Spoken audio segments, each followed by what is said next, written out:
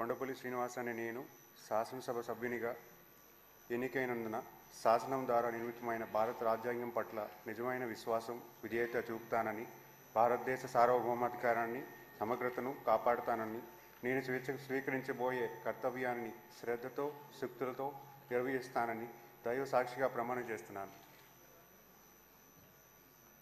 ఆంధ్రప్రదేశ్ శాసనసభ సభ్యుడైన నేను కొండపల్లి శ్రీనివాస్ అనే నేను సభ నియమాలను కట్టుబడి ఉంటానని, వాటిని అనుసరిస్తూ సభ మర్యాదలను పాటిస్తానని, సాంప్రదాయాలను గౌరవిస్తానని దైవ సాక్షిగా ప్రమాణం చేస్తున్నాను.